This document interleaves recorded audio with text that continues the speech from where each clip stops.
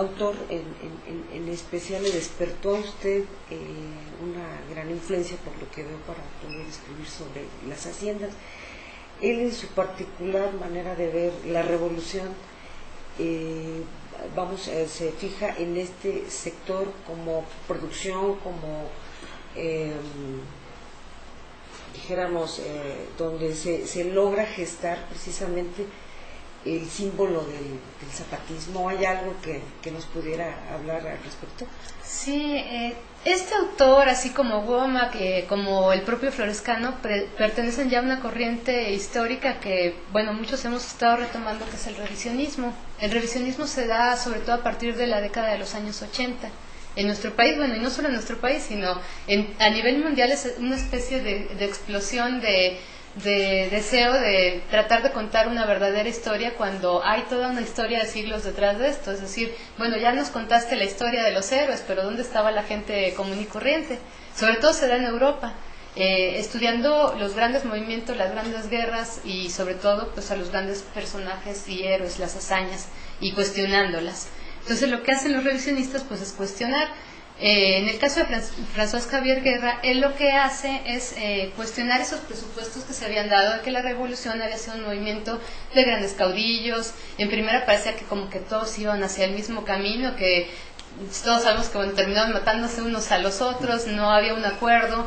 En el caso de Zapata, pues Zapata cuando ve la revolución maderista se entusiasma, dice, bueno, sí es posible hacer algo más, pero Madero lo decepciona terriblemente, ¿no? Porque pues Madero anda, como decíamos, por una lucha democrática, por la retribución de ese poder del pueblo, etcétera.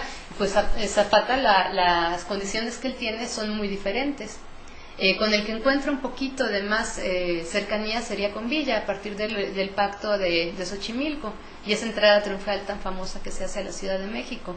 Sin embargo, todo esto es cuestionado, se cuestiona lo que no se ha hecho, lo que no se ha dicho sobre la historia, si realmente, o sea, es un asunto de fondo plantear y poner sobre una mesa de discusión si la revolución fue una revolución o no. Eso en tiempos anteriores pues hubiera sido una especie de cuestionamiento bastante grave. O sea, si uno llega en la primaria y te dicen es que la revolución y los héroes, no, y aparte te los ponen a todos en el mismo costal, como si todos se llevaran entre sí y viva este y el otro, y pues todos tienen una historia muy particular y hay muchos héroes que ni siquiera están en la historia. Muchos de ellos, mucha de la gente que participó en el movimiento revolucionario y en otros movimientos de la historia de nuestro país quedan desaparecidos, quedan borrados de tajo. Entonces, tanto Womack, por ejemplo, Womack hace una historia muy particular del caso de Zapata, de sus orígenes, de sus planteamientos, de decir, bueno, no es un gavillero, no es un asaltante, no es un loco, era un calpuleque, una persona que era reconocida dentro de su comunidad y que finalmente lo único que hizo fue portar las voces de todos. No es la revolución de Zapata y Zapata hizo todo, ¿no? Sino que hay toda una conciencia social, ya hay todo un grupo afectado y muchos grupos afectados que se identifican con este planteamiento. Entonces de ahí la importancia de que haya historiadores que pues cuestionen esos presupuestos que ya dábamos como que bueno, es la revolución y así fue, y Carranza actuó de cierta forma y pues finalmente sabemos que el movimiento lo empezaron unos y lo terminaron otros con ideales muy diferentes, ¿no? La condensación de la revolución pues fue algo muy diferente a lo que se había planteado en un principio desde Madero y igualmente en el caso de Zapata y de Villa. La conceptualización que usted nos refiere sobre que nos dice que considera que hubo 3 tipos de revolución, maestra. Sí nos podría mencionar este aspecto tan importante, porque precisamente lo que usted nos dice, en la escuela hemos escuchado la revolución y sabemos de los héroes nacionales y todos siempre hablamos de ellos, pero esto lo considero muy importante bajo este planteamiento que usted hace, esta conceptualización y esta división de considerar 3 tipos de revolución. Así brevemente que nos pudieras decir algo sobre el particular, maestro. Yo creo que es muy importante recalcar ese punto, porque sí vemos como que es un fenómeno único, uniforme y demás, ¿no? Y eso nos desvía mucho de poder entender las verdaderas motivaciones que cada uno de estos grupos tuvo en su tiempo. O sea, la revolución del norte es una, la revolución del centro es otra. Madero, ¿qué es lo que quería? O sea, Madero termina pasando por una mala experiencia, ¿no? Llega al poder con muchos ideales, pero pues finalmente se topa con la traición. Todos los revolucionarios terminan topándose con la traición, pero Madero quiere hacer las cosas por la vía legal, escribe sobre la sucesión presidencial, dice, bueno, Porfirio Díaz ya lleva 30 años en el poder y esto no es sano para el país, yo planteo que pues tiene que haber democracia, tiene que haber votaciones, todo esto. Por ejemplo, con aquella famosa entrevista de Krillman Díaz, pues detona también las conciencias de mucha de la gente pues de clase educada. O sea, Madero provenía de una familia educada, había estado en los Estados Unidos, se había preparado allá y pues leía, tenía otros conocimientos de las cosas y pensaba que eso pues podía ser posible por una vía legal, por decirlo de alguna forma, ¿no? Democrática.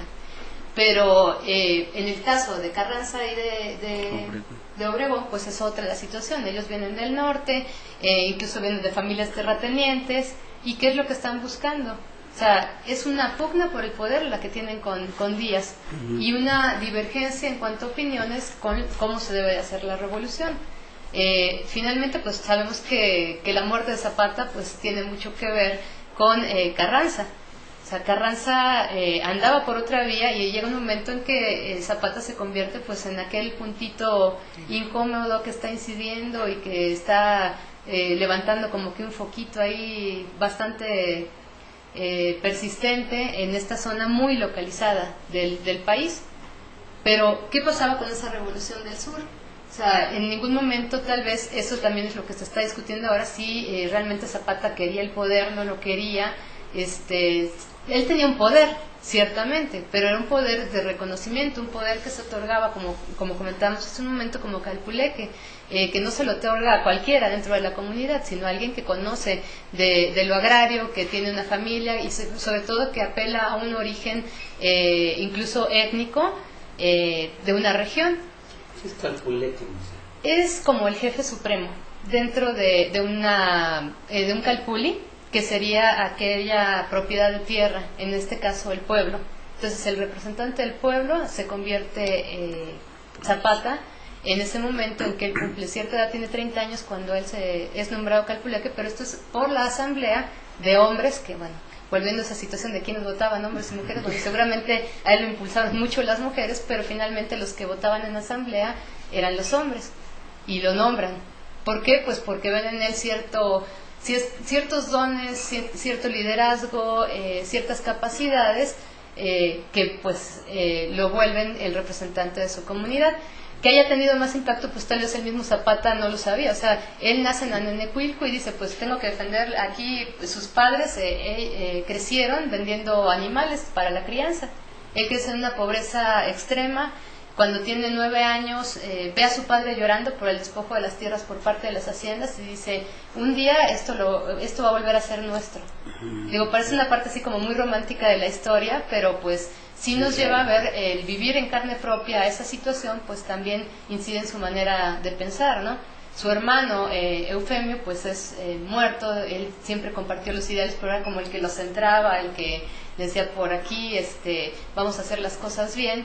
Cuando muere él, dice, yo entro de lleno a la revolución y cueste lo que cueste. Y ya no solo, y si yo encuentro gente que está compartiendo esas mismas necesidades, más allá de Anenecuilco, más allá de Tlihuayán, más allá de Yautepec y de otras comunidades que se encuentran en el estado de Morelos, pues él se da cuenta que igual está la gente de Xochimilco, que igual está la gente de Milpalta.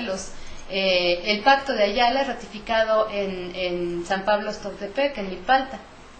Esto hacia 1914, es decir, cuando él sale, va entrando a la Ciudad de México, viene desde Morelos, entra por Milpalta y de ahí llega hasta Xochimilco, encuentra una población que comparte las mismas inquietudes, también tierras comunales, tierras despojadas, pobreza, y dice, bueno, pues de ahí la identificación también de la gente con este personaje, con este caudillo. Claro. Vamos a una pausa, maestra, y enseguida regresamos.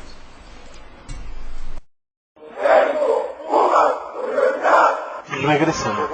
Bien, maestra, estamos entrevistando a la doctora Olivia Domínguez, miembro de la Asociación Civil de Historiadores Mexicanos Palabra de Clip, con el tema La Revolución en Actiguay.